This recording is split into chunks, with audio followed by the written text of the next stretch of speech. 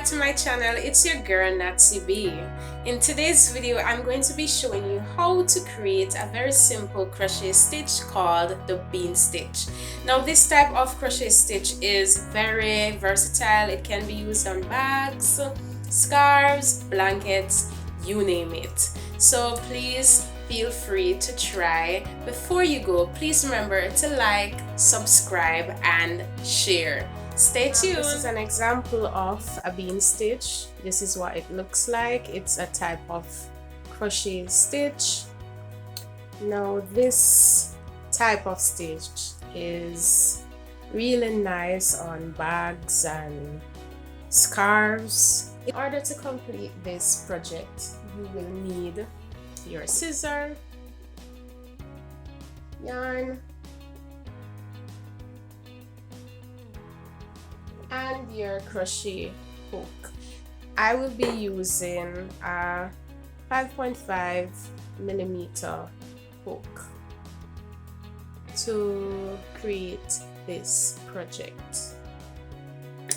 So it is a 5.5mm hook. Your yarn, your scissor. Alright, to crocheting, you will have to familiarize yourself with the basics of it. So for example, you'll need to learn about chain, you'll need to learn about the slip knot and how you go about creating a single crochet, a double crochet, and from then you'll be able to understand the approach that you should take. Alright, so the first thing we are going to do is to create something known as a slip knot. And a slip knot is created by overlapping the yarn over your finger, and you will create a loop and pull like this. So this is an example of what a slip knot looks like. Okay? Now you don't want the loop to be this large. You want it to be large enough for your hook to be able to insert inside of it, and we'll be able to move around freely. I'm just going to adjust it a bit so that it will fit my hook better. Now, in order to create this bean stitch, you have to work with odd numbers, such as 7, 9, 11, 13, 15. I can't really say why. I have just learned it that way. So I'm going to be creating 15 chains, and this is how you go about creating your chains. You would put your yarn over the crochet needle and pull through the hoop. You want to make these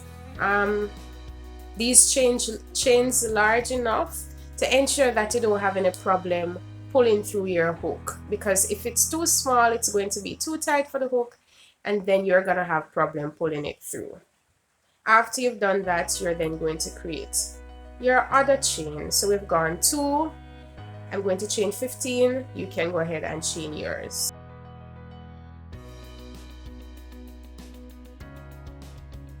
By the way, guys, I am left-handed, so for the persons who are right-handed, you know that you would hold the hook and the yarn in your other hand. Now, even though we have 15 chains, we would have to chain 2 additional chains. Again, this is how I learned it. I can't tell you why I've done it, but we're going to chain 2 additional chains. So 1, 2. So in total we'll have 17, and you recognize that we're still with an odd number. Alright, so after we've chained our additional, once we've added our additional 2 chains, we are then going to begin our first row. Now, to start off, we have to skip 2 chains, and we're going to insert our hook in the 3rd chain. So this is, okay, let me turn it this way so you can see it better.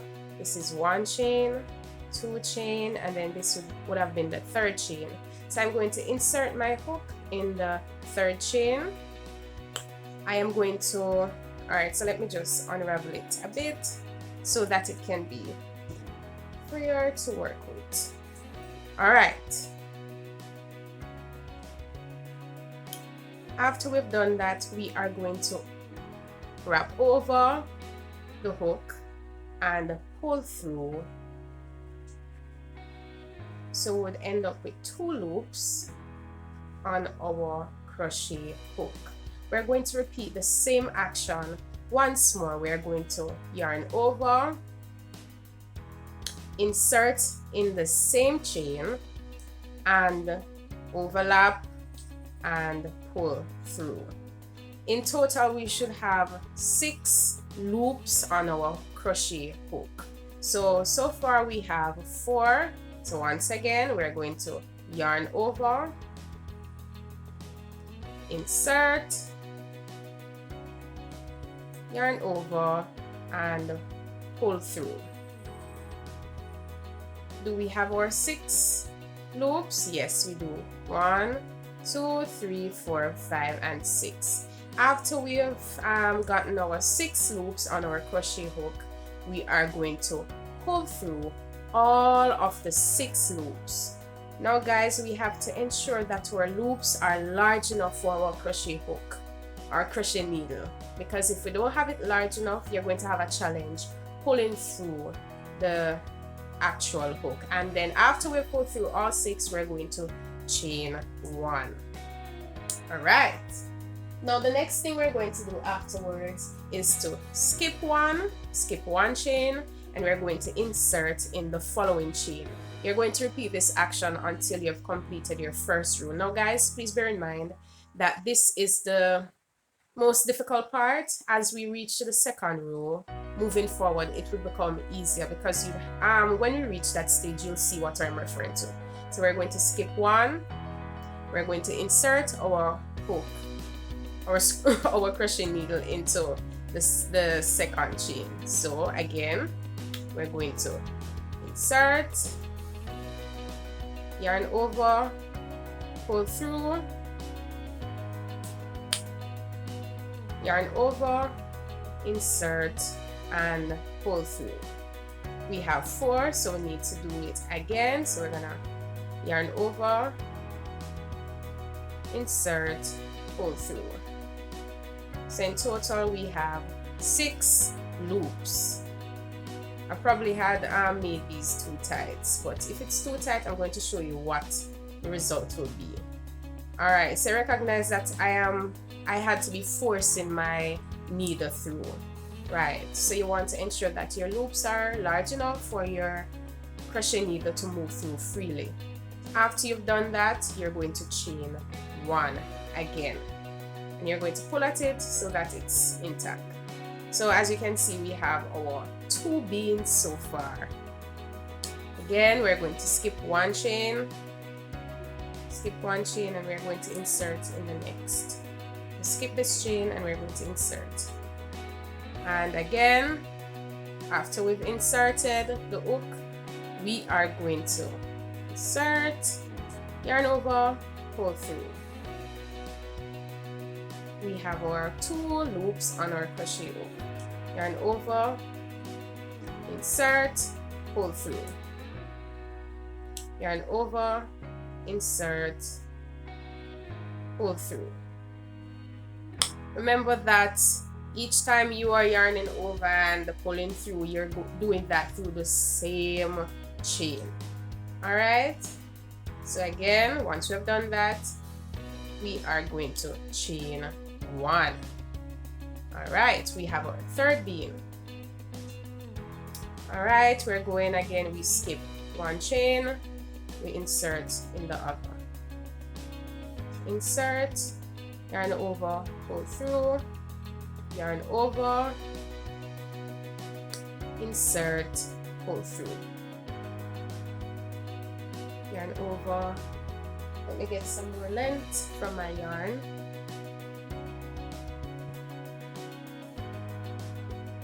Right, so we have 4 so far. So we yarn over, we're gonna insert and pull through. So in total, again, we have our 6 loops on our hook. We're going to repeat this action until we have completed our first row.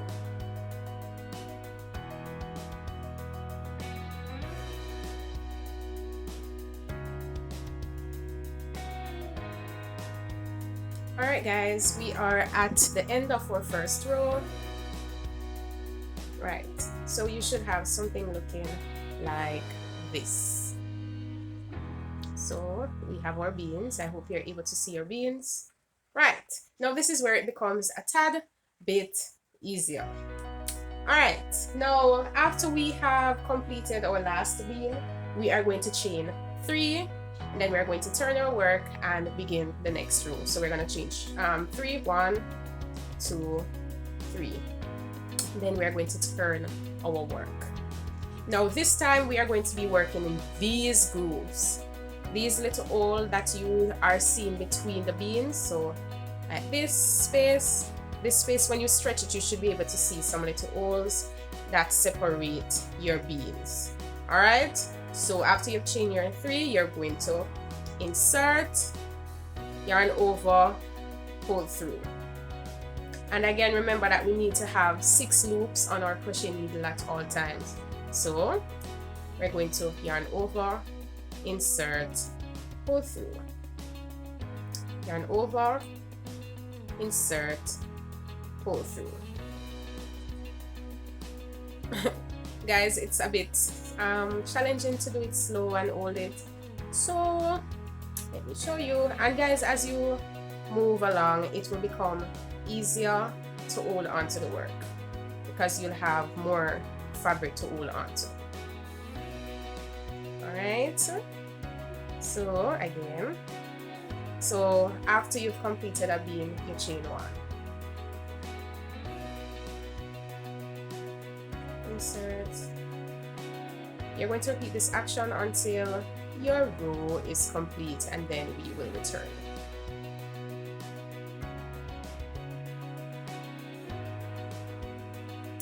Alright guys, I'm sorry about the shakiness. Alright, so when we've reached here, we are going to search for, there should be a little chain somewhere along the way at the end. I'm going to find mine and get back to you.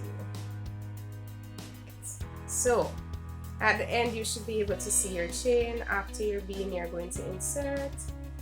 You're going to repeat the same action until you're at the end. So the 3 chains that you've created before starting the row, it is going to be where you insert your hook for the last time, if you understand what I'm saying. So the 3 chains that you have created will form a little loop in which you can insert your crochet hook and complete that row.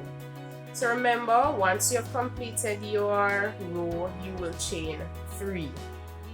So 2 and 3, and then we spin our work and repeat the action until you have your row completed. So go ahead, complete your row, and then we'll meet at the end.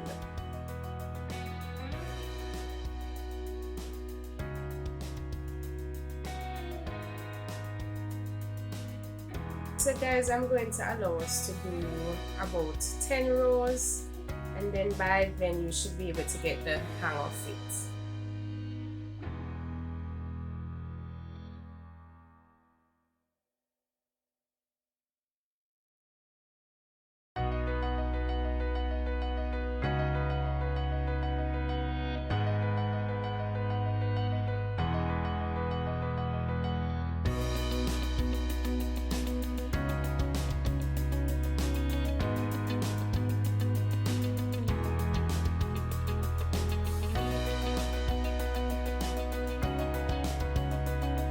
Well guys, an important fact that I should have mentioned is that you would insert and pull through 3 times in order to get your 6 loops on your hook. I'm going to show you what I mean when I reach the final part here.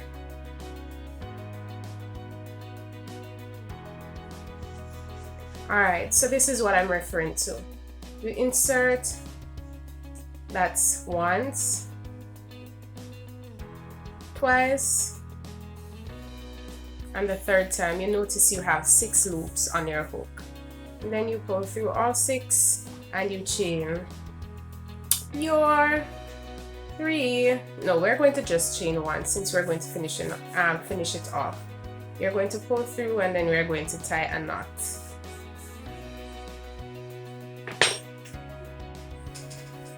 Alright guys, so we are at the end, and after we've chained our 1, we're just then going to create our loop, and we can go ahead clip the excess yarn and tie.